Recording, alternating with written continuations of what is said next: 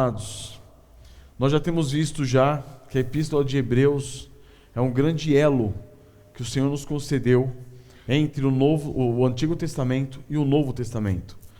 O objetivo dessa maravilhosa carta é sempre nos apresentar tudo aquilo que foi revelado no Antigo Testamento aos Hebreus, mostrando que aquilo era apenas uma sombra do que viria, do que nós contemplaríamos em Cristo Jesus.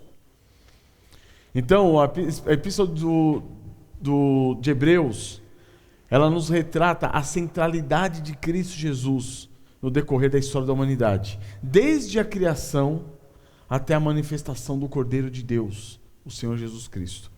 Então, desde o chamamento do povo de Israel até o seu grande descendente, Cristo Jesus. E é por isso que a Epístola aos Hebreus é considerada por alguns teólogos, como nós já dissemos, o quinto evangelho.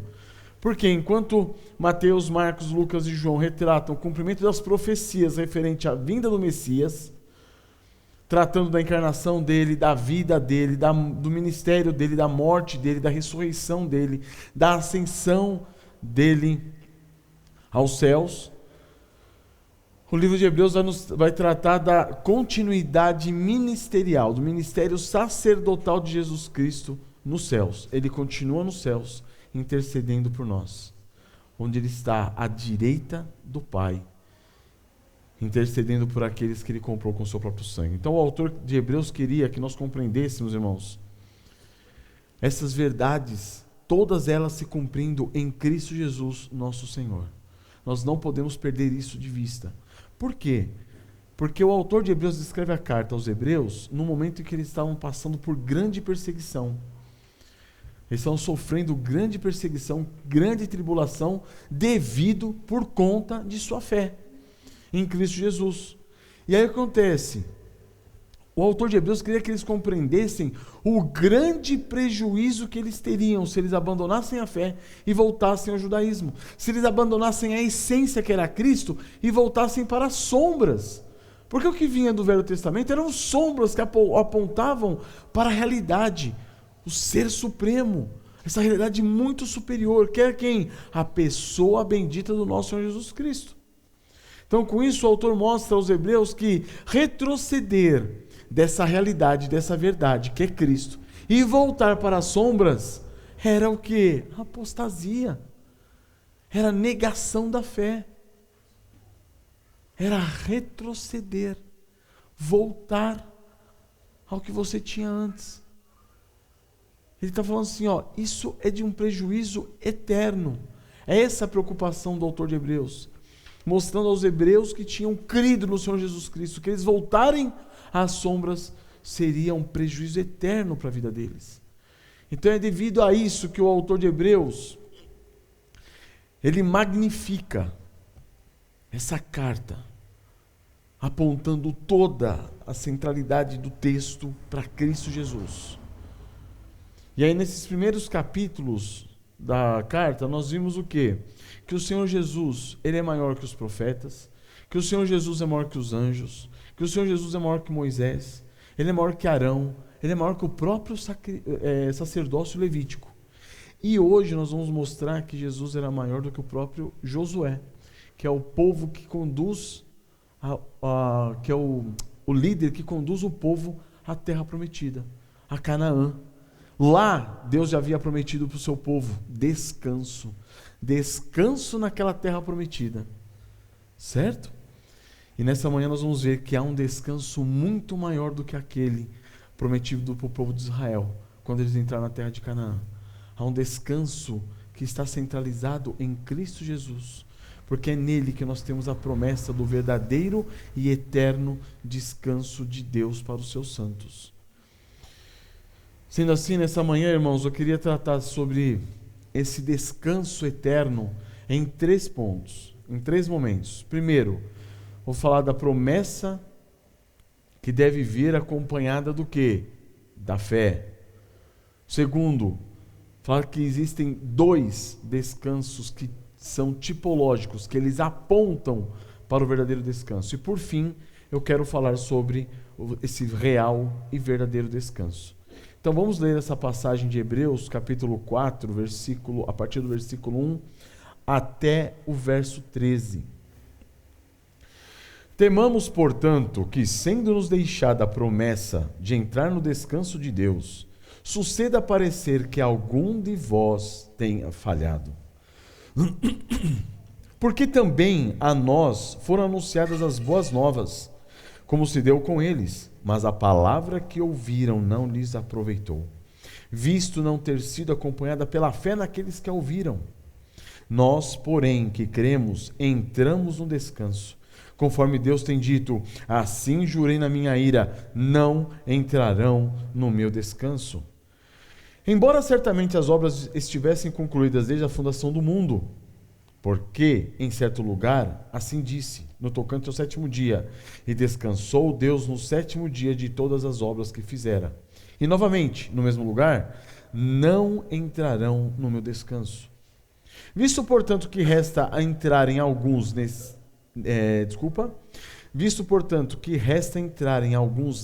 e que, por causa da desobediência, não entraram aqueles aos quais anteriormente foram anunciadas as boas novas, de novo determina certo dia, hoje, falando por Davi muito tempo depois, segundo antes fora declarado: hoje, se ouvirdes a sua voz, não endureçais o vosso coração. Ora, se Josué lhes houvesse dado descanso, não falaria posteriormente a respeito de outro dia. Portanto, resta um repouso para o povo de Deus, porque aquele que entrou no descanso de Deus, também ele mesmo descansou de suas obras como Deus das suas. Esforcemo-nos, pois, por entrar naquele descanso, a fim de que ninguém caia segundo o mesmo exemplo de desobediência. Porque a palavra de Deus é viva e eficaz e mais cortante do que qualquer espada de dois gumes, e penetra até ao ponto de dividir alma e espírito, juntas e medulas, e é apta para discernir os pensamentos e propósitos do coração. E não há criatura que não seja manifesta na sua presença. Pelo contrário, todas as coisas estão descobertas e patentes aos olhos daquele a quem temos de prestar contas. Vamos continuar a leitura, porque no finalzinho eu vou comentar sobre esses últimos versículos. Tendo, pois, a Jesus, o Filho de Deus, como grande sumo sacerdote que penetrou os céus, conservemos firmes a nossa confissão, porque não temos sumo sacerdote que não possa compadecer-se de nossas fraquezas. Antes foi ele tentado em todas as coisas à nossa semelhança, mas sem pecado. Acheguemo-nos, portanto, confiadamente junto ao trono da graça, a fim de recebermos misericórdia e acharmos graça para socorro em ocasião oportuna. Amém, irmãos? Irmãos, esses textos de Hebreus, eles parecem um pouco confusos. Só que se nós pararmos para analisarmos um pouquinho melhor, nós vamos ver que o autor de Hebreus está dizendo para nós algo muito interessante. Ele está falando, aquilo que vocês conhecem como religião judaica, ela não deixava de ser uma espécie de uma religião preparatória, uma religião provisória, para aquela religião verdadeira que viria depois. Qual? O cristianismo. Se quando o Senhor Jesus, o Messias prometido, veio à terra, os judeus eles tivessem compreendido o real propósito do ministério do Messias, o Senhor Jesus Cristo, o judaísmo teria sido transformado imediatamente no cristianismo. Mas isso não aconteceu. Se nós pararmos para analisar, o cristão ele não deixa de ser um judeu que alcançou os propósitos do judaísmo. Porque nós somos filhos de Abraão, não somos pela fé. É essa a questão. No judaísmo, os filhos de Abraão eram aqueles filhos de sangue. Aqui nós somos agora filhos de Abraão por meio da fé. Nós fazemos parte agora, não de um povo de Israel, um povo físico, mas fazemos parte agora do povo do corpo de Cristo. Esse corpo místico, onde cada um de nós somos membros desse corpo. Então, amados, nós somos o Israel de Deus. Então, como aconteceu, como vocês viram no capítulo 3, o autor de Hebreus está nos alertando a quê? A partir do exemplo da peregrinação daquele povo no deserto. Aquele povo peregrinou no deserto e naquela peregrinação, aquela primeira geração foi o quê? Foi incrédula. O que aconteceu com eles? Morreram no deserto.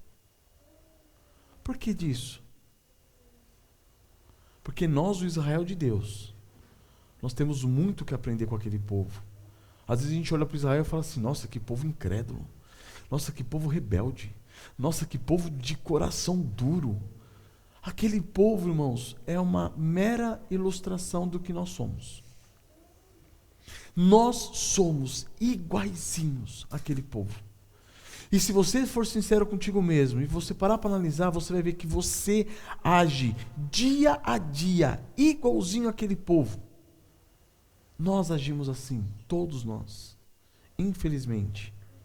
Então, para isso, eu queria que vocês abrissem comigo em 1 aos Coríntios, capítulo 10, e nós vamos ver Paulo nos alertando quanto ao porquê da existência do Antigo Testamento. Se vocês nunca pararam para pensar nisso, vamos pensar agora.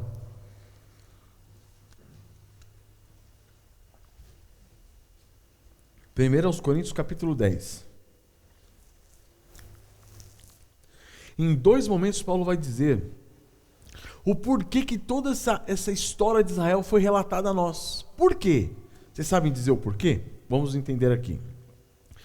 1 aos Coríntios 10. Ora, irmãos, não quero que ignoreis que nossos pais estiveram todos sob a nuvem e todos passaram pelo mar, tendo sido todos batizados assim na nuvem como no mar, com respeito a Moisés. Todos eles comeram de um só manjar espiritual e beberam da mesma fonte espiritual, porque bebiam de uma pedra espiritual que os seguia, e a pedra era Cristo. Entretanto, Deus não se agradou da maioria deles, razão porque ficaram prostrados no deserto. Versículo 6 vai explicar para nós por que a história de Israel é contada a nós e por que nós temos ela acessível a nós até hoje. Olha só, ora, estas coisas se tornaram exemplos para nós, a fim de que não cobicemos as coisas más como eles cobiçaram. Por quê? Porque a tendência do nosso coração é cobiçarmos as coisas más que eles cobiçaram. Não vos façais, pois, idólatras, porque a tendência do nosso coração é sermos idólatras. Como alguns deles, porquanto está escrito, o povo assentou-se para comer e beber e levantou-se para divertir-se. 8. E não pratiquemos imoralidade, porque está no nosso coração a tendência de nos entregarmos à imoralidade, como alguns deles o fizeram e caíram num só dia 23.000. 9. Não ponhamos o Senhor à prova, porque está no nosso coração a tendência de colocarmos o Senhor à prova, de duvidarmos da bondade dEle, de duvidarmos da benignidade dEle, de duvidarmos da graça dEle, da misericórdia dEle. Não ponha Ele à prova, como alguns deles já fizeram e pereceram pelas mordeduras das serpentes.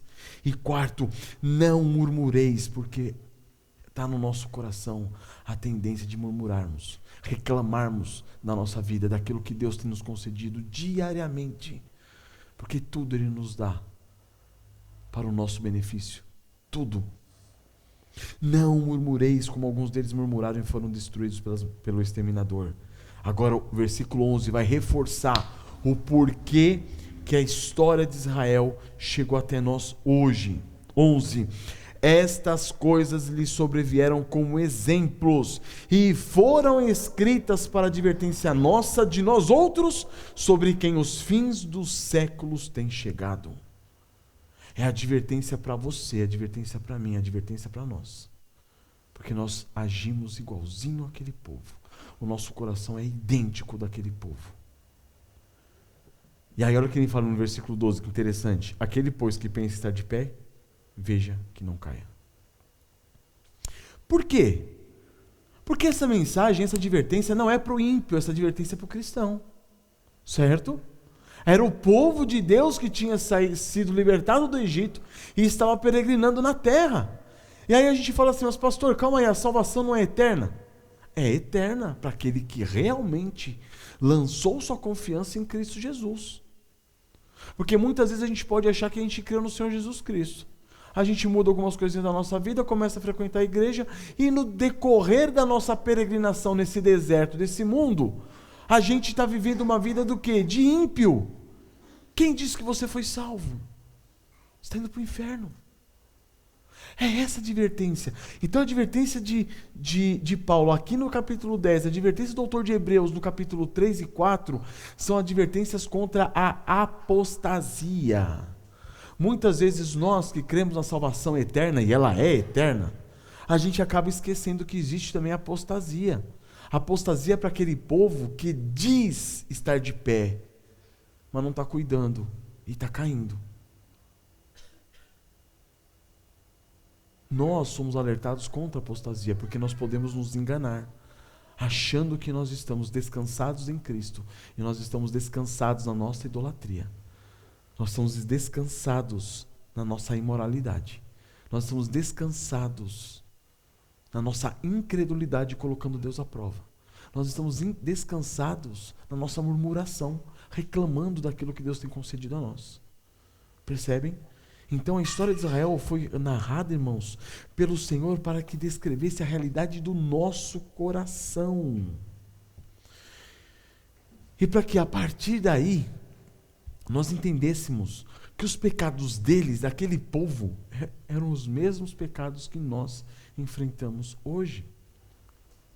Para que nós entendamos que o pendor da nossa carne, ou seja, aquela tendência da nossa carne, ela pode nos levar ao que levou aquele povo, ficarem prostrados no deserto, ou seja, não entrarem na terra prometida, no descanso de Deus. E qual que é o descanso prometido a nós? A glorificação, a glória com o Senhor Jesus Cristo. Então, irmãos, se no capítulo anterior foi nos dito que aquele povo não pôde entrar na terra prometida por causa da incredulidade, essa advertência é para nós hoje. Nós podemos não entrar na glória com Cristo por causa da nossa incredulidade e acabarmos indo para onde? Para o inferno, porque nós estamos descansados numa religiosidade e não no verdadeiro Senhor, na essência do cristianismo, que é o Senhor Jesus Cristo. Aquele povo havia sido resgatado do Egito. O Egito é o símbolo do mundo. E em virtude da sua incredulidade, o que aconteceu? Eles ficaram prostrados no deserto. Nós muitas vezes podemos falar assim, mas calma aí, pastor, tal dia eu criei. Tal dia Deus me tirou do mundo. As coisas que eu gostava no mundo, eu acabei deixando para trás, e agora eu estou aqui na igreja. E aqui você caminhando dia após dia na peregrinação nesse deserto, você pode se deixar tomar novamente pelos pecados de outrora. Já viram falar que corre-se o risco do cão voltar ao próprio vômito? E da porca lavada voltar para a lama? É isso, é apostasia. E é algo contra o qual nós devemos estar sempre alertas. Sempre alertas. A nossa esperança, a nossa confiança deve estar no Senhor Jesus Cristo. Continuamente. Nós não podemos dar ocasião à carne e nos entregar à incredulidade. Não podemos, irmãos. Assim, foi que eles tentaram o Senhor nosso Deus. Como? Errando no coração. É por isso que Deus lhes disse a quem? Aqueles que ele tinha tirado do Egito, do mundo. Assim jurei na minha ira, não entrarão no meu descanso. E por que eles não entraram? Por causa da incredulidade. Irmãos, isso é algo assombroso. Qualquer um de nós pode se deixar levar pela incredulidade. E você esfria na vida espiritual. Você começa a se envolver com o mundo. Quantos de nós não estamos envolvidos com o mundo? E a palavra de Deus diz o seguinte, que a amizade do mundo é o quê? Inimiga de Deus. E nós estamos nos envolvendo com o mundo. Estamos de mão dada com o mundo. Abraçados com o mundo. E ainda falando que nós vamos chegar lá na glória. Não! Ou uma coisa ou outra. O Evangelho sempre fez essa distinção que nós hoje, nós estamos numa sociedade que procura não definir as coisas. Já viram isso? A sociedade procura não definir as coisas. Não defina. Se você definir, você é um orgulhoso, um arrogante. Não, mas isso é verdade. Não, é verdade para você. Pode ser para mim, não é verdade. Não, o Evangelho não faz isso. O Evangelho, ele define as coisas. Ele fala o que é verdade e o que é mentira. O que é certo, o que é errado. O que é luz, o que é treva. Ele vai definir as coisas. Então, irmãos, cuidado, porque a lição que fica para nós é que, como o povo de Israel, o povo de Deus, peregrinando no deserto, não puderam entrar no descanso de Deus, na terra prometida devido à incredulidade, nós também corremos esse risco de, como igreja de Deus, peregrinando nesse mundo, nós não consigamos entrar no descanso eterno dos santos, na glória, na pátria celestial, devido que à nossa incredulidade. Por isso, irmãos, nós poderemos acabar prostrados diante das tentações desse mundo. Que o Senhor tenha misericórdia de nós, amados. Então eu entro no primeiro ponto. A promessa deve vir acompanhada do quê? Da fé. A promessa de Deus deve vir acompanhada de fé. Vamos pegar o versículo do 1 ao 3. Temamos, portanto, que sendo nos deixada a promessa de entrar no descanso de Deus, suceda parecer que algum de vós tenha falhado. Capítulo 4 de Hebreus, versículo 1. Agora versículo 2. Porque também a nós foram anunciadas as boas novas, como se deu com eles. Mas a palavra que ouviram não lhes aproveitou, visto não ter sido acompanhada pela fé naqueles que a ouviram. 3. Nós, porém, que cremos, entramos no descanso. Conforme Deus tem dito, assim jurei na minha ira, não entrarão no meu descanso. Embora certamente as obras estivessem concluídas desde a fundação do mundo. Primeira palavrinha que nós vemos aqui, no versículo 1. Temamos. O autor de Hebreus não diz o seguinte: tema você. É temamos nós. É um temor, irmãos, que todos nós devemos ter. Tanto eu quanto vocês. Temamos. Temamos o quê? A apostasia. É um risco que todos nós corremos. Ah, mas você é pastor, com você não acontece. Não. Todos nós corremos o risco de cairmos em apostasia. Todos. Nós vamos ver em Atos, Demas, juntamente com Paulo. Nós vamos ver em Timóteo, Paulo falando, Demas me abandonou. Por quê? Porque amou o presente século. Nós podemos, mais cedo ou mais tarde, cair por amor ao mundo. É isso que aconteceu com aquele povo. Quando Deus falava com aquele povo, eles falavam assim, não, mas por que o Senhor tirou a gente do Egito? A gente estava lá tinha cebola, tinha alho, tinha melão, tinha tanta coisa boa. Eles estavam escravos no Egito, mas eles falavam para o Senhor, não, mas tinha tanta coisa boa. Por que o Senhor nos trouxe para esse deserto para morrermos aqui de sede? Para morrer aqui de fome? Por quê? O coração deles estava naquele mundo. Muitos de nós saímos do mundo, mas o coração nosso continua lá. Esse é o grande risco, irmão, que nós corremos. Nós não podemos confiar em nós mesmos. Todos nós estamos sujeitos a cair em apostasia. Aquele que está de pé, cuide para que não caia. Não é isso? Não corramos o mesmo risco que correu Israel naquele deserto. Eles foram um modelo negativo de incredulidade. E aquele modelo negativo de incredulidade que nós devemos negar. Então, amados, nós somos chamados hoje, nessa manhã, para que nós nos arrependamos da nossa incredulidade. Arrependa-se da sua incredulidade. Volte-se à fé e à confiança no Senhor Jesus Cristo. As promessas de um descanso eterno. Olhe para cima, para o alto, não para as coisas aqui da terra. Aguarde o Senhor Jesus Cristo. Lá, Ele está vindo do alto. Não coloque a sua esperança aqui na terra. Quantos de nós temos colocado em nossa mente, temos aguardado o Senhor Jesus Cristo e falando ansiosamente, falado assim, eu espero o meu Senhor, mas não. Nós temos investido todo o nosso tempo na nossa formação, no nosso conforto, no nosso consolo, nos nossos bens materiais, investido todo o nosso tempo no quê? E a nossa esperança no quê? Nesse mundo. E os olhos nossos que deviam estar fitos nos céus, como dizem Colossenses. Buscai as coisas lá do alto, onde Cristo está sentado, na glória do Pai. Anseie pelas coisas do alto. Por quê? Porque nós temos sido tomados por incredulidade.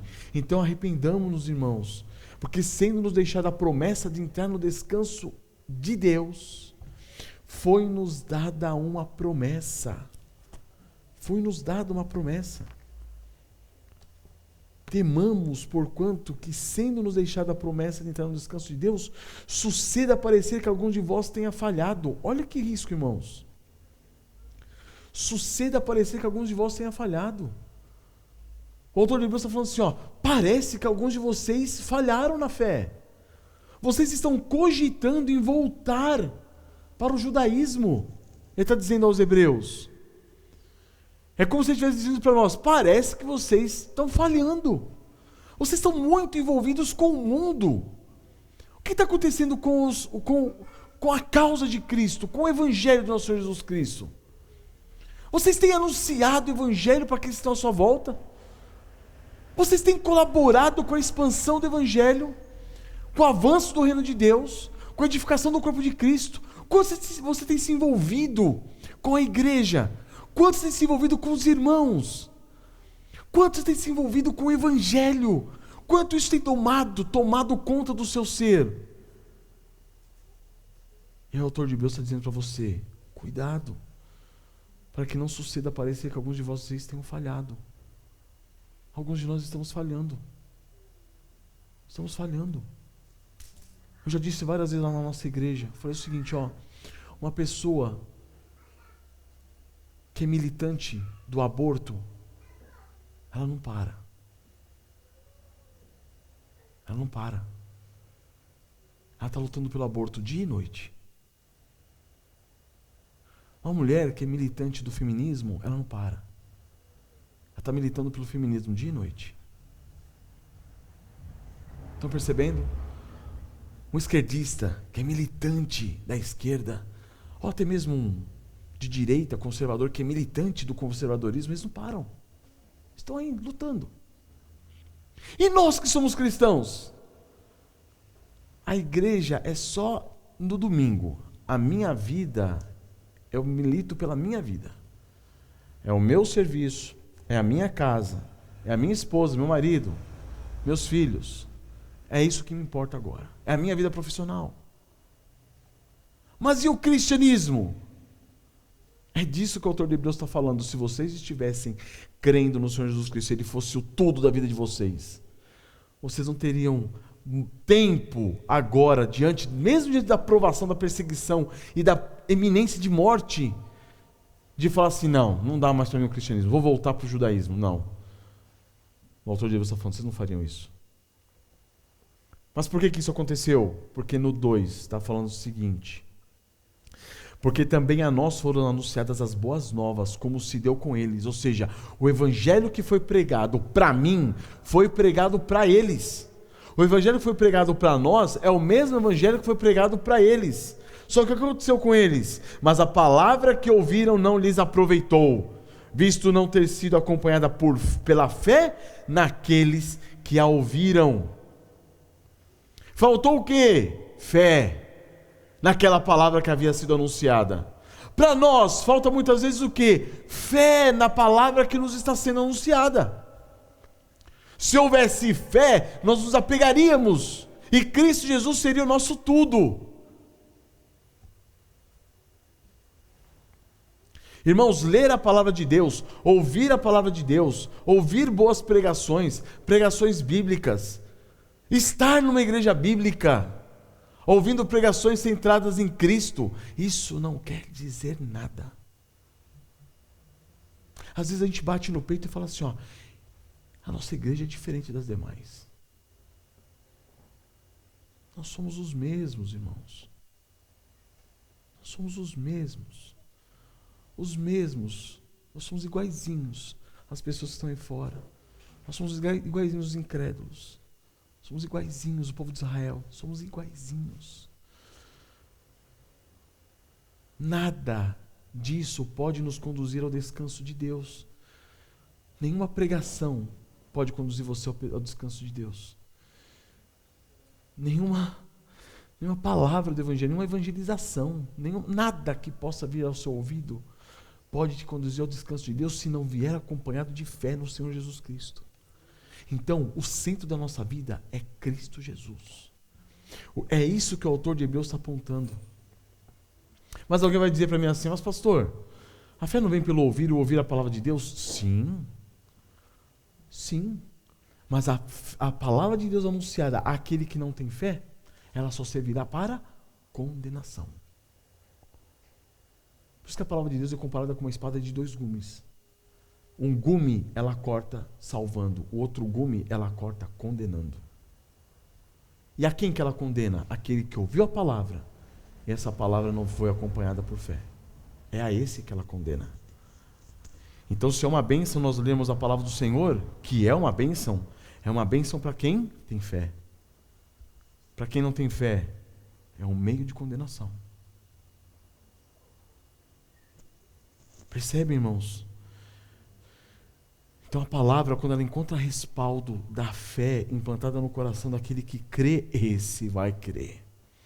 E vai crer mais e mais. E esse crer vai gerar fruto.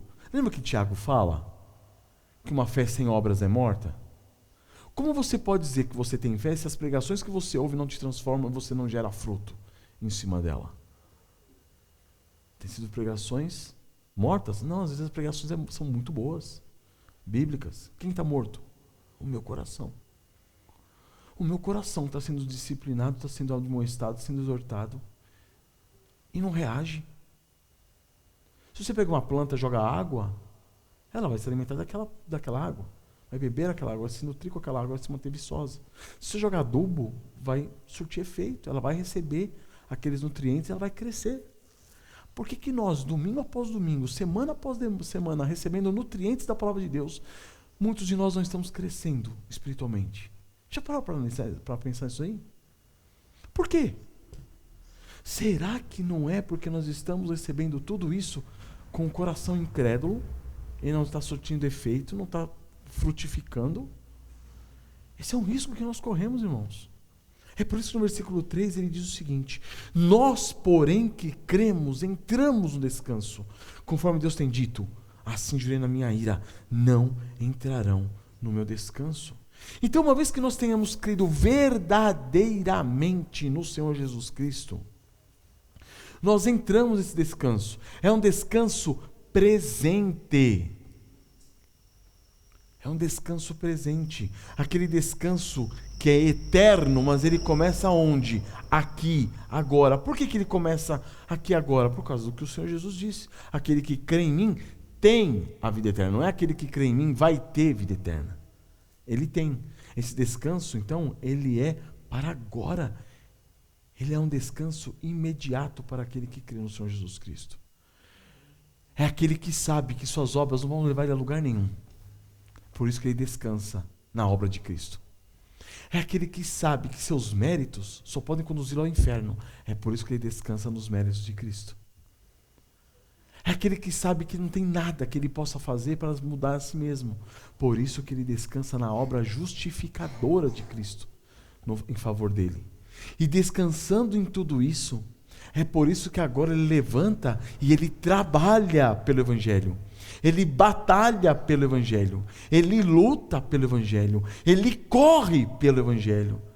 Pelo Senhor Jesus Cristo. É por isso que quando nós vemos crentes dizendo o seguinte: eu creio no Senhor Jesus Cristo e eu estou salvo pela fé no Senhor Jesus. Amém, glória a Deus. Mas quais frutos você tem dado? Não, aí já é outro assunto.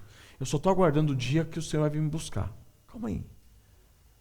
E os frutos? E os frutos? Se nós pegarmos aquela parábola do Senhor Jesus sobre a boa semente, vocês vão perceber o quê? Que teve sementes que caíram no meio no caminho. O que aconteceu? As aves vieram e pegaram.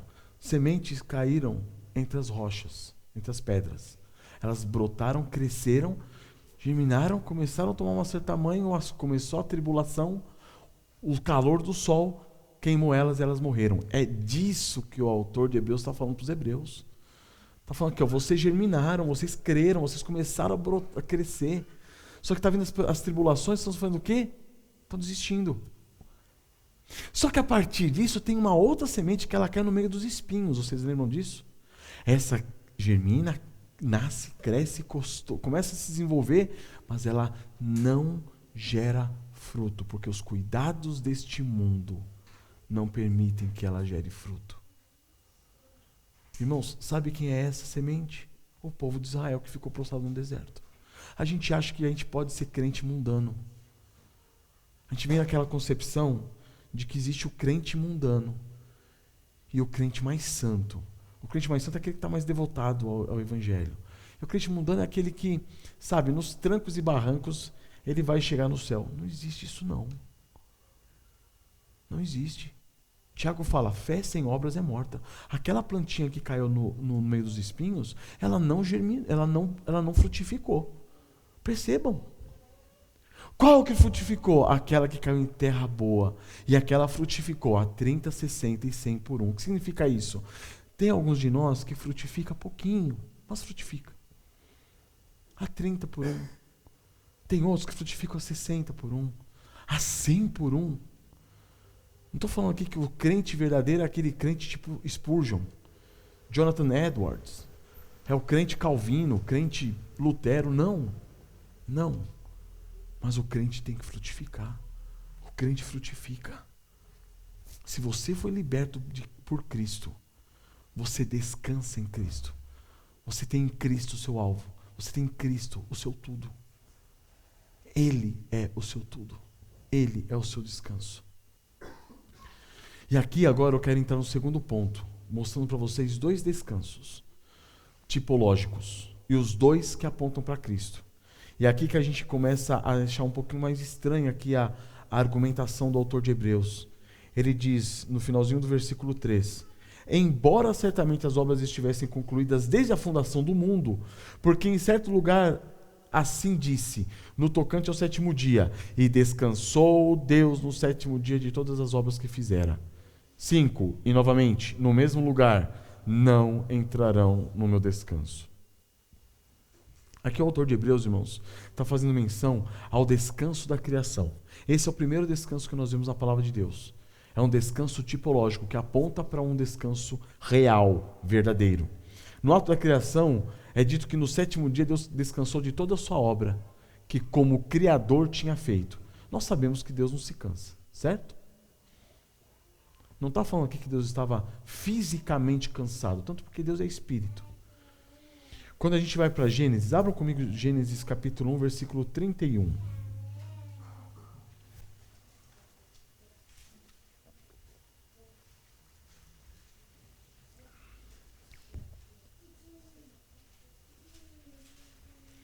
Primeiro capítulo da Bíblia, Gênesis 1, 31. É dito para nós o seguinte: viu Deus tudo quanto fizera, e eis que era muito bom. Houve tarde e manhã o sexto dia. Olha que interessante. Deus vinha fazendo todos os dias, certo? Ele fez o primeiro dia, houve tarde e manhã o primeiro dia. Ele fez o segundo, houve tarde e manhã o segundo dia. Se você for pegar o capítulo 1 de Gênesis, você vai perceber isso. Chega no sétimo dia, houve tarde e manhã. O sexto dia, houve tarde e manhã o sexto dia. Aí continuou no capítulo 2, versículo 1. Assim, pois, foram acabados os céus e a terra e todo o seu exército. E havendo Deus terminado no sétimo dia a sua obra que fizera, descansou nesse dia de toda a sua obra que tinha feito. É interessante a gente perceber que no sétimo dia não tem tarde e manhã. Percebem? O sétimo dia ele tem um aspecto eterno. Não tem tarde e manhã no sétimo dia. Descansou nesse dia de toda a sua obra que tinha feito. E abençoou Deus o sétimo dia e o santificou, ou seja, tornou-o santo, consagrou, separou ele dos demais dias. Porque ele descansou de toda a obra que, como Criador, fizera. O sétimo dia, então, irmãos, ele tem características eternas. Ele é sombra do que há de vir. Já veio? Já. Cristo Jesus. O sétimo dia é o dia de descanso. É o dia em que Deus contempla toda a sua obra que ele havia feito. E no sétimo dia, se você parar para analisar, o sétimo dia é o sétimo dia de Deus. Mas do homem é o primeiro. Ele foi criado no sexto dia. O sétimo dia é o primeiro dia para ele. É o dia de descanso no Senhor. O Criador dos fins da terra, ele não se cansa nem se fatiga, como diz Isaías 40, 28. Mas ele lhes disse, Jesus disse para os fariseus, meu Pai trabalha até agora, e eu trabalho com ele também. Está em João 5,17. O que Jesus está dizendo com isso? É um descanso tipológico, um descanso em que todas as obras que Deus tinha que fazer estão realizadas. Agora ele descansa, um descanso eterno. É um descanso que aponta para Cristo Jesus, um descanso espiritual. Por que para Cristo Jesus? Ele consumou toda a obra que lhe foi proposta na cruz do Calvário.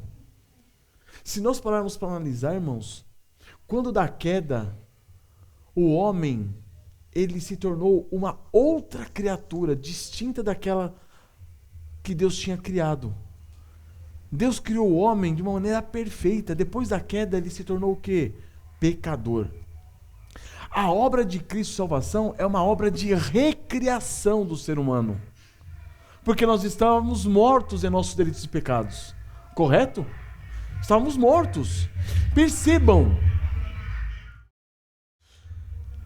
Percebam que quando se fala de conversão, se fala do quê? De regeneração. O que significa isso? Nascer de novo. A nossa situação com o pecado foi tão drástica, tão dramática, que nós tivemos que ser...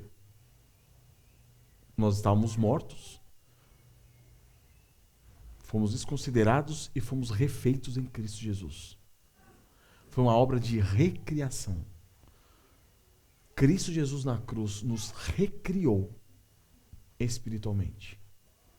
E quando ele realiza essa obra na cruz, nós nascemos, renascemos em novidade de vida e nascemos para um descanso eterno. Percebem? O descanso da criação, então, é um descanso que aponta-nos para quem? Para Cristo Jesus, o Senhor. Ele nos recriou. E uma vez que nós somos recriados, nós já fomos recriados para um descanso eterno. Se nós descansamos nele, em Cristo Jesus, temos toda a nossa confiança, o descanso nos está garantido. Como disse aqui no versículo 3, nós, porém, que cremos, estamos nesse descanso. Amém, irmãos? Estamos nesse descanso. E aí, se nós fizéssemos uma exposição, versículo após versículo, irmãos, eu trataria mais profundamente sobre o dia do Senhor, que nós como cristãos, como crentes, batistas, reformados, cremos que o primeiro dia, o dia do Senhor, é o dia do descanso. Mas não vou entrar nesse detalhe aqui agora, só entenda o seguinte, existe sim o dia do descanso para o cristão, que é o dia do Senhor, o primeiro dia, o domingo, é considerado como vindo da igreja desde a ressurreição de Cristo, como o primeiro dia, o dia do Senhor, um dia que nós devotamos nossas atenções ao Senhor, o dia que nós descansamos nele, lembramos uns aos outros que nós estamos descansados em Cristo, nós já temos tudo nele. E aí eu queria entrar no segundo ponto, que é o ponto do segundo descanso, que fala no Velho Testamento como também um descanso tipológico, apontando também para Cristo, que é o descanso da terra prometida, que é onde ele vai falar aqui no versículo 6. Presta atenção aqui, versículo 6. Visto, portanto, que resta entrar em alguns nele quem? No descanso, e que por causa da desobediência não entraram aqueles aos quais anteriormente foram anunciadas as boas novas. De novo determina certo dia, hoje, falando por Davi. Muito tempo depois, segundo antes fora declarado, hoje, se ouvirdes a sua voz, não endureçais o vosso coração. Ora, se Josué lhes houvesse dado descanso, não falaria posteriormente a respeito de um outro descanso. O que o autor de Hebreus está dizendo aqui, irmãos? Ele está dizendo o seguinte: Aquele povo de Israel, eles não entraram por causa da desobediência. Não entraram em que descanso? Na terra prometida. Certo? As boas novas foram anunciadas a eles. Deus disse, eu tirei você da terra do Egito e eu vou conduzir vocês até a terra prometida. Eles não creram. Eles se entregaram à idolatria, à imoralidade, provocaram a ira de Deus, colocaram Deus à prova e murmuraram. Ou seja, eles não confiaram naquilo que Deus havia dito, na palavra dele. Deus falou, eu tirei você da terra do Egito e eu vou levar vocês até a Canaã celestial. A Canaã prometida, a terra prometida para vocês. Só que aconteceu o quê? Quando eles chegaram diante da Canaã prometida por Deus, eles mandaram espias.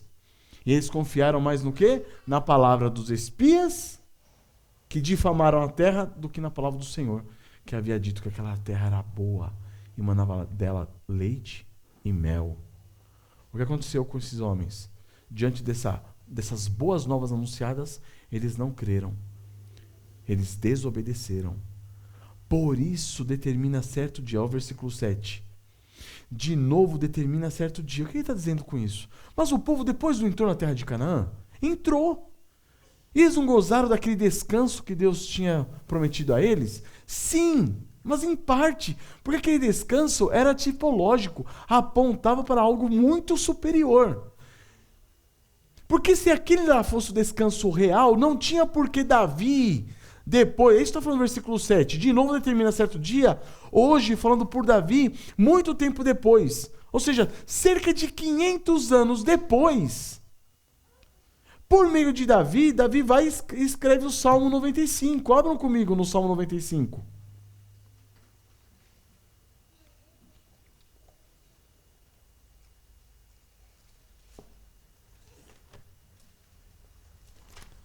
Abram comigo no Salmo 95.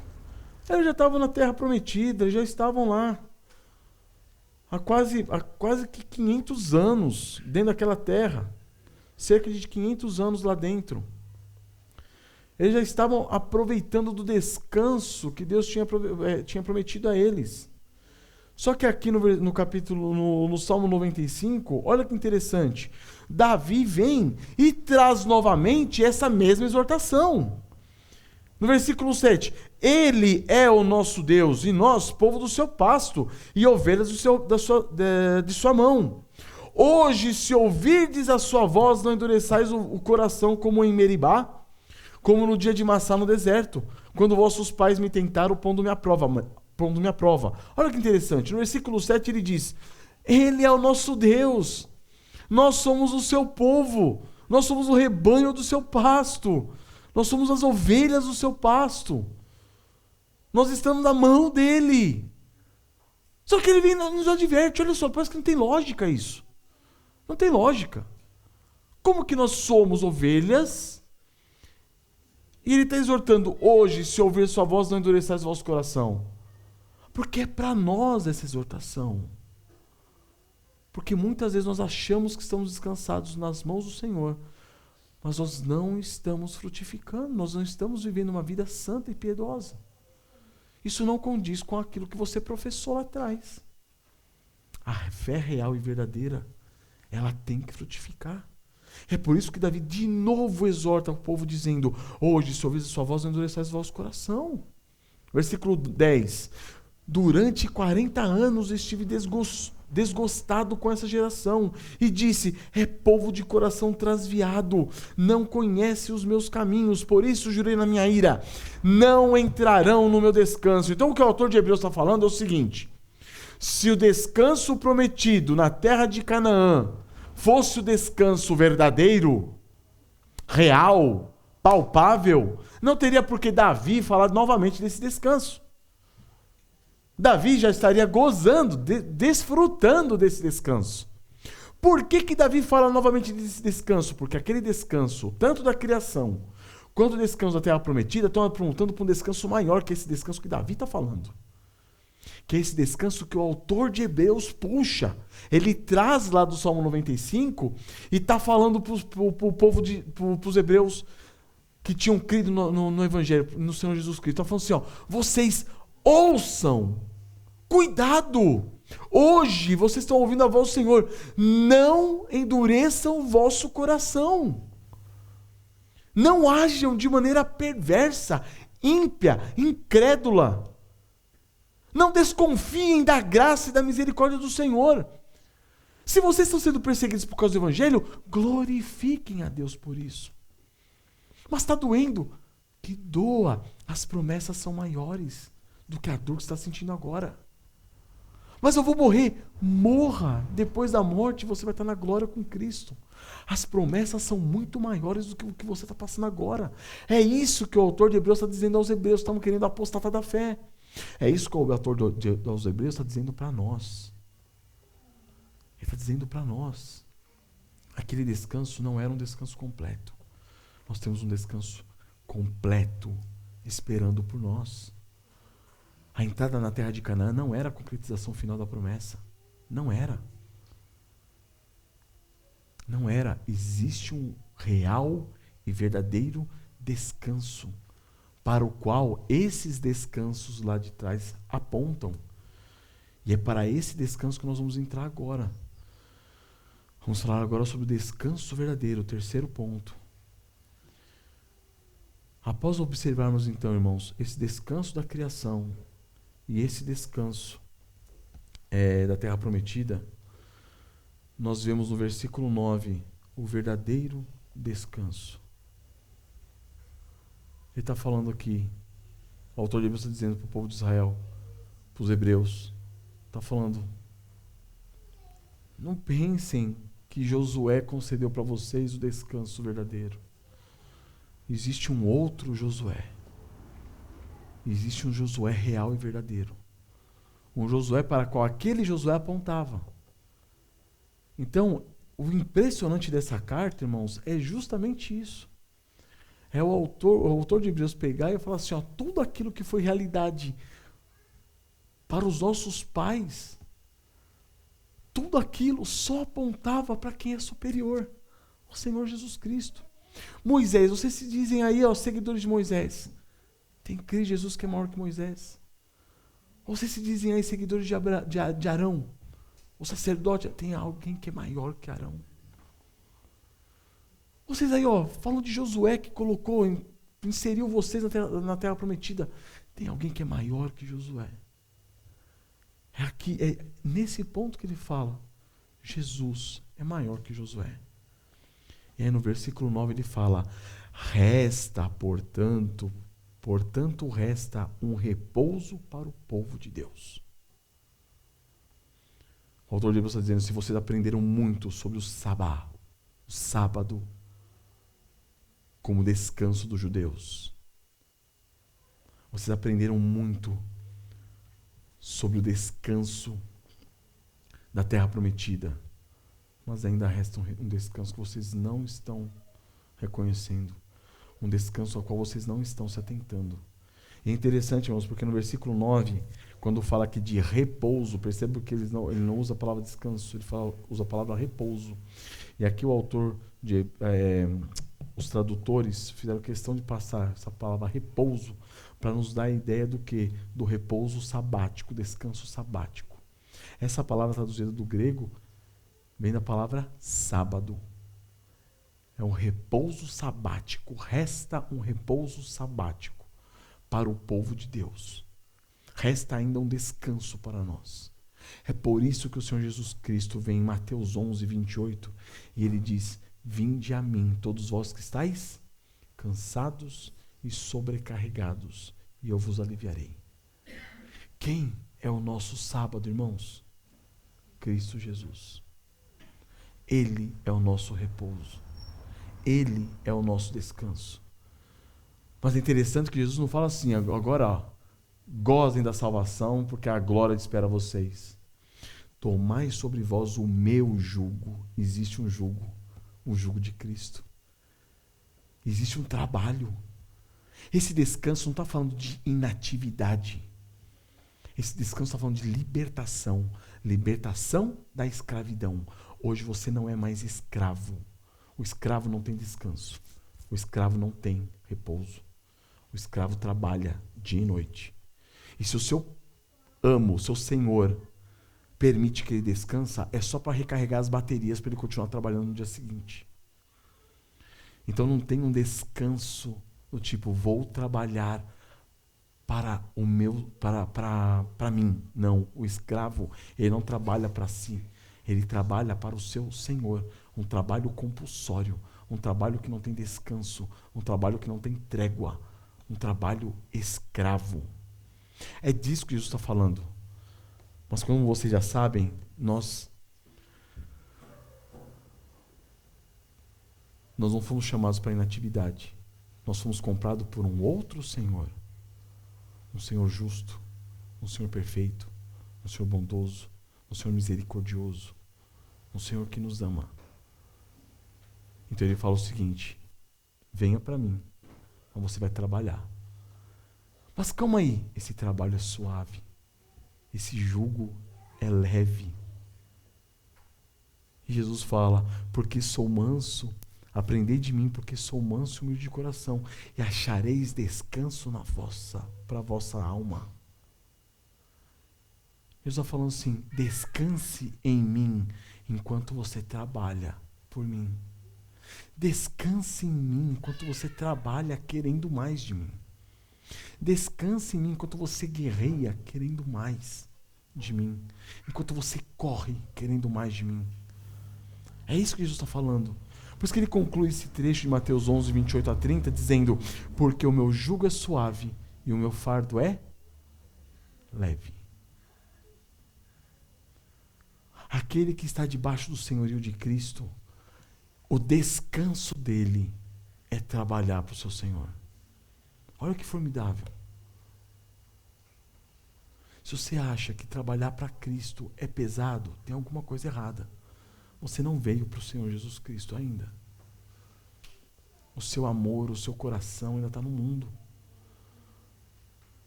Parece que lá você serve com mais prazer. Percebem? Percebem? Eu já vi crente falando o seguinte, no mundo tem muita coisa boa, mas eu larguei tudo para vir para Cristo. O que é isso? O que é isso? E eu larguei tudo, abri mão.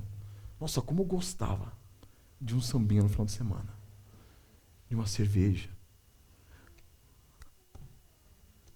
Quando você vem para Cristo, tudo perde o valor, tudo perde o sentido, tudo se torna escória, como Paulo fala, tudo lixo, tudo refúgio, tudo porcaria, que merece ser jogado no lixo, porque eu achei a Cristo. É essa a realidade do Evangelho, irmãos. E é isso que nós só alcançamos por meio do quê? Da fé, quando nós cremos realmente nessa boa nova de salvação. Todo o resto perde o encanto. Se eu trabalho para Cristo. Se eu sou promovido no meu emprego, eu glorifico a Deus porque eu fui promovido para ganhar mais para Cristo. Para investir mais no seu reino, para investir mais na sua igreja, para investir mais na sua glória, para investir mais no anúncio do Evangelho, para investir mais em missões. É por isso que eu me alegro. Se eu estou estudando para ter uma profissão, eu estou estudando por quê? Porque essa profissão vai me dar a garantia de que eu vou ter condições de ajudar mais o Evangelho, a propagação do Evangelho. Se eu tenho saúde, eu glorifico a Deus, porque com a saúde que eu tenho, eu posso trabalhar pelo Evangelho. Percebem? Percebem que muitas vezes as nossas orações pedindo saúde é uma afronta a Deus, porque você está usando da sua saúde para você servir a você mesmo. E aí quando você fica doente, você fala, Senhor, tem misericórdia de mim. E aí Deus vai e te cura. E você continua servindo a você mesmo.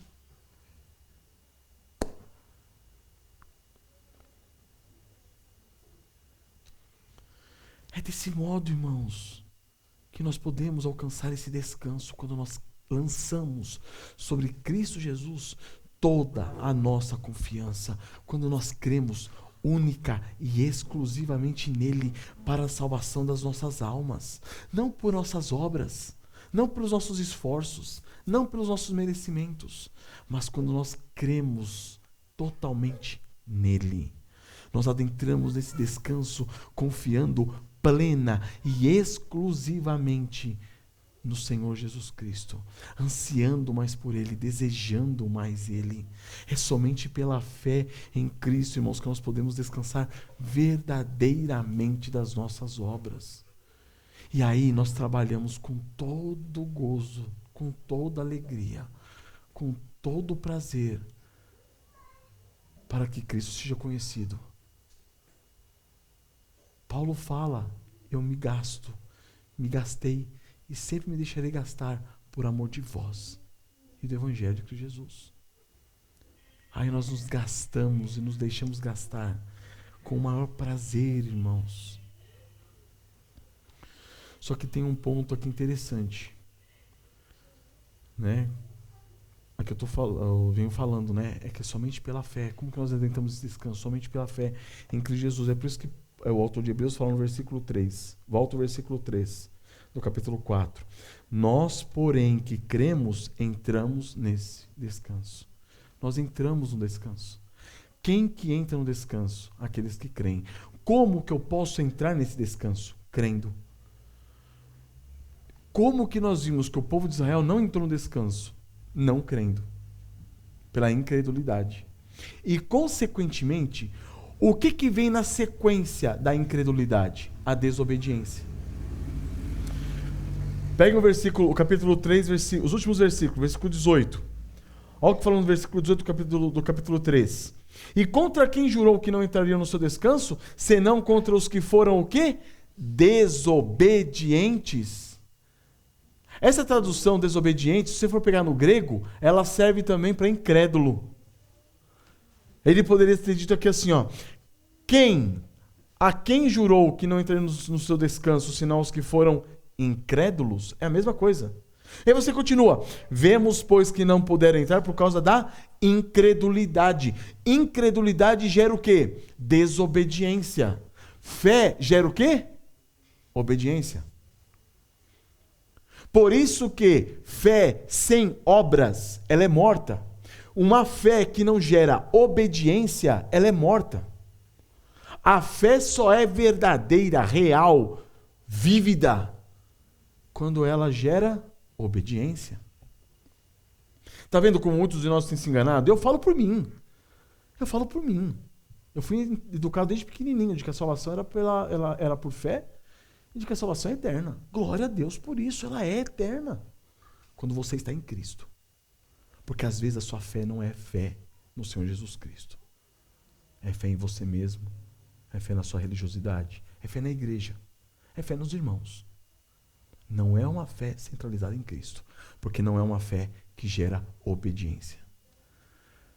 Se vocês quiserem tirar a prova real da fé de vocês, é só vocês verem se vocês estão obedecendo. Ah, mas pastor, não é a obediência que me leva para o céu. Não, não é. É a fé que te leva ao céu. Você crê no Senhor Jesus Cristo. Agora, as evidências de que essa fé que está depositada em Cristo, ela é verdadeira, é porque ela gera obediência. Entendem, irmãos? Então, nós entramos nesse descanso por meio do quê? Da fé. Só que olha que interessante.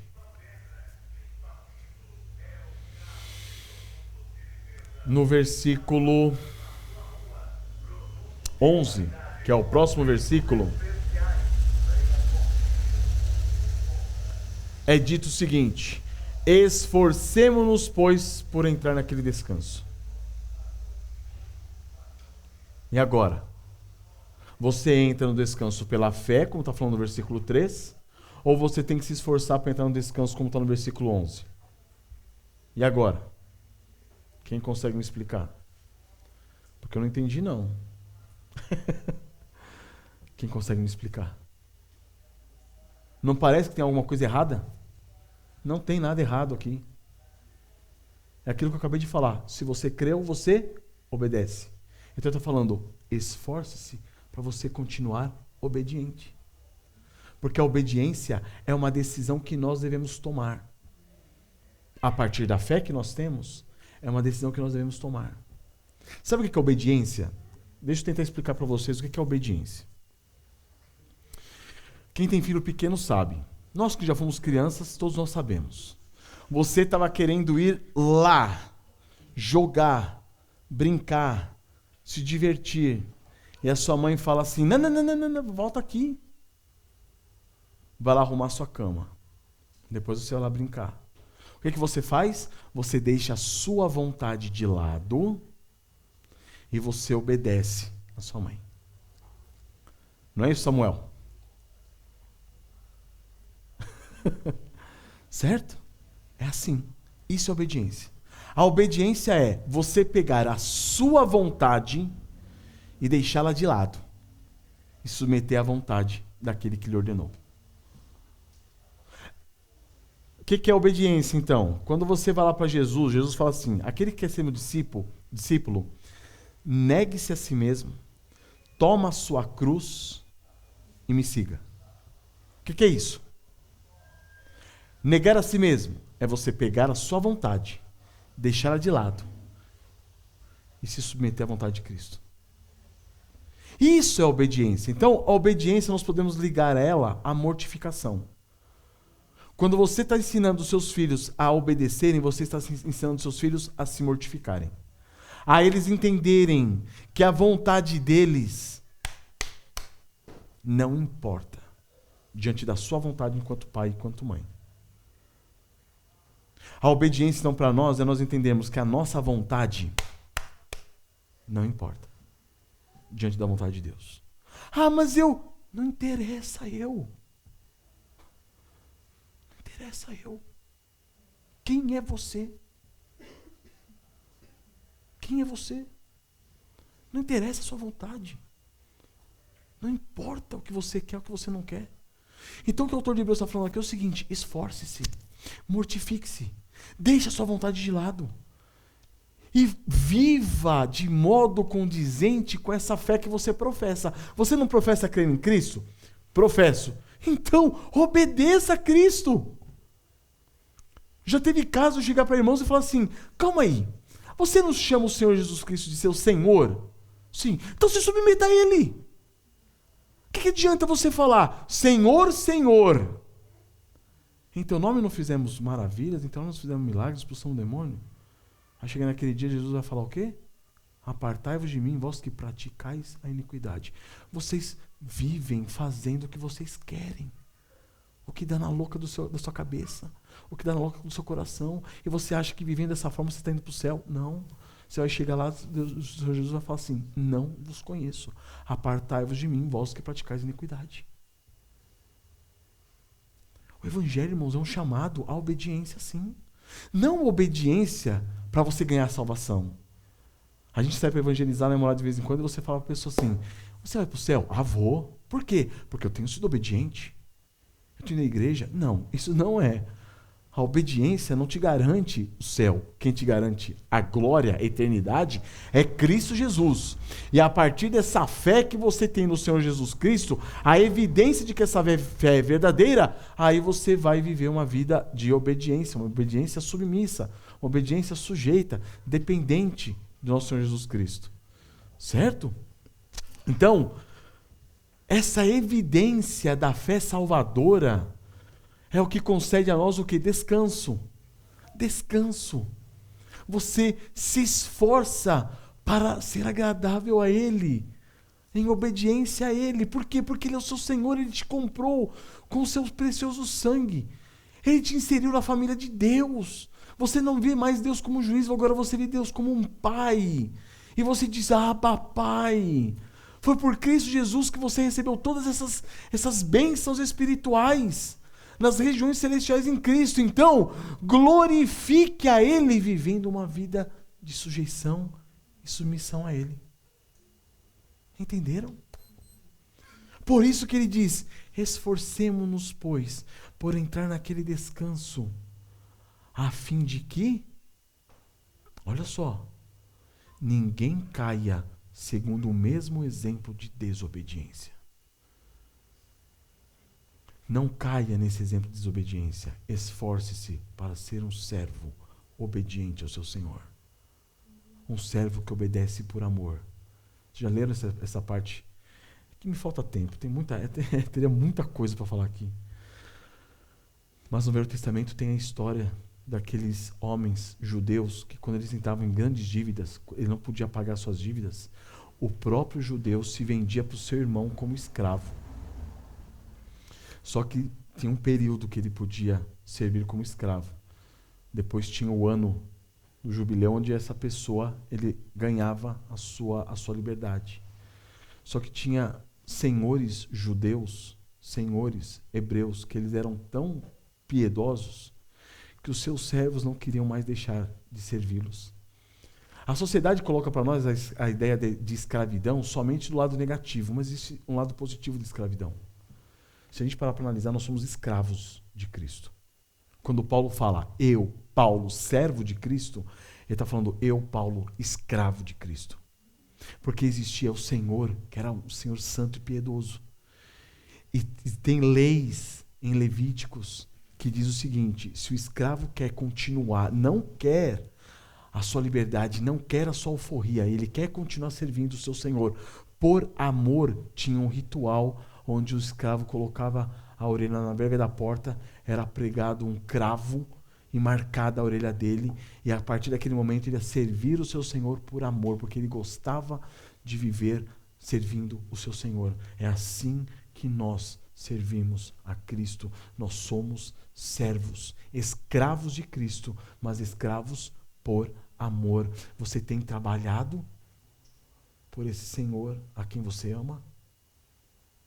Ou você tem servido a Ele compulsoriamente? Porque o seu coração está no mundo. É disso que o autor de Hebreus está dizendo. Ele fala assim, os hebreus, eles saíram do Egito. Eles estavam na peregrinação no deserto, mas eles saíram contrariados. O amor deles estava no mundo. Irmãos, o que eles viram de milagre naquele deserto não está contado. O que nós vemos de milagre de Deus na nossa vida não está contado.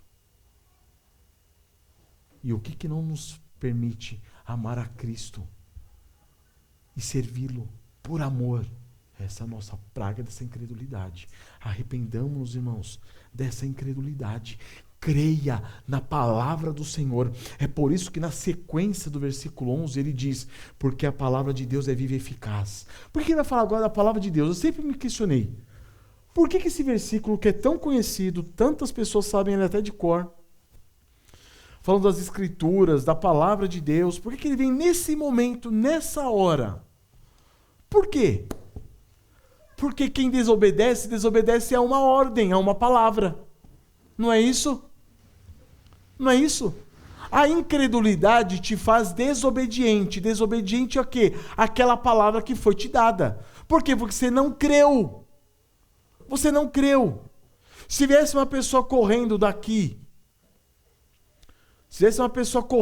agora, lá de baixo, lá na rua de baixo, aqui subindo, e falou assim, corra, porque tá vindo um tufão aqui, um furacão, e vai levar todo mundo embora. Você vai falar assim, rapaz, paz, eu não tenho no Brasil não, fica em paz.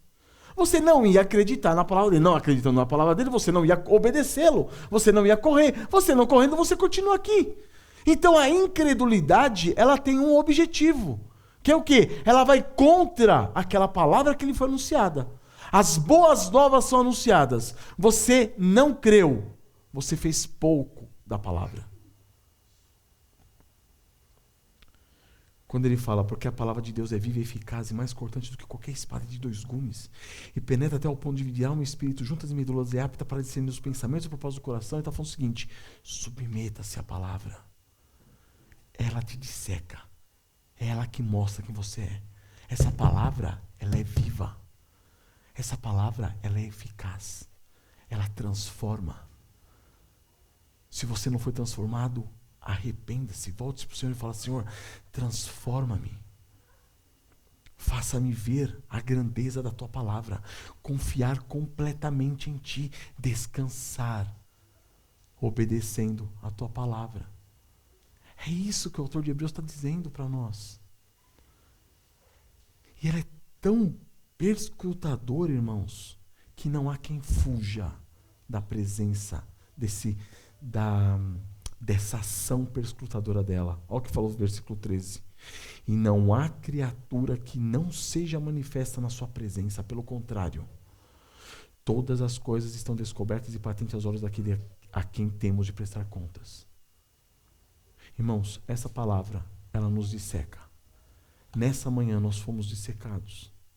Nessa manhã nós pudemos ver que muitas coisas que nós professamos crer, nós não estamos crendo verdadeiramente. Porque as nossas obras não estão condizendo com aquilo que nós dizemos crer.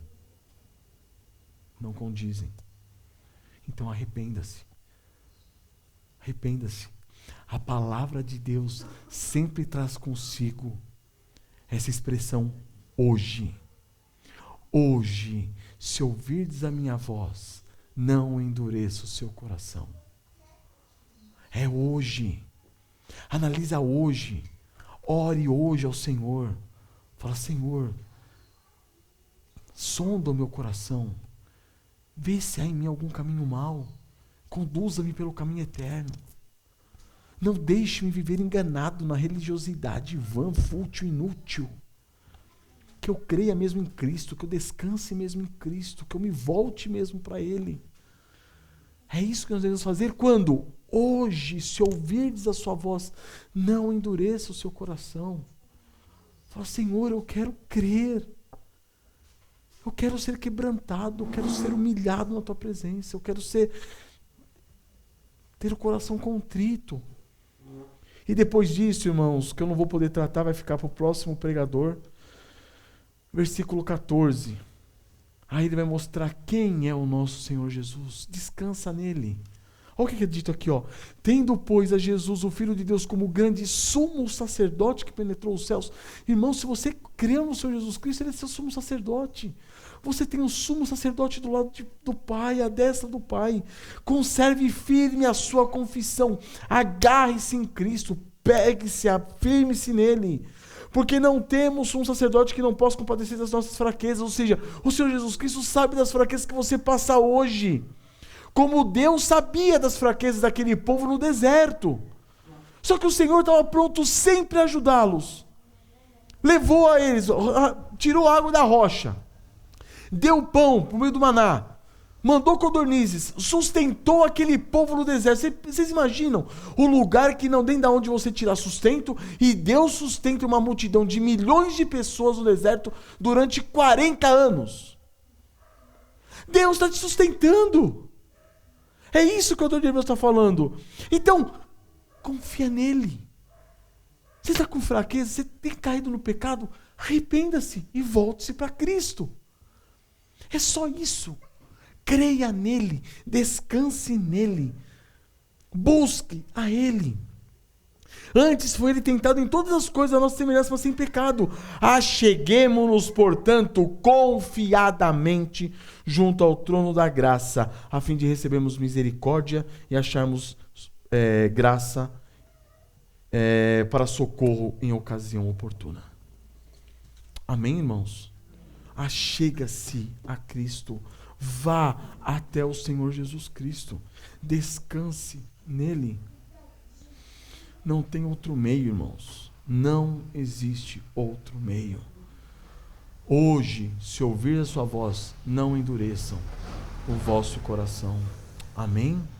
Descanse no Senhor Jesus Cristo. Que Ele seja o alvo, o centro, o propósito da vida de vocês. É Ele, somente Ele. Tudo para Ele. Amém? Vamos colocar nossas cabeças?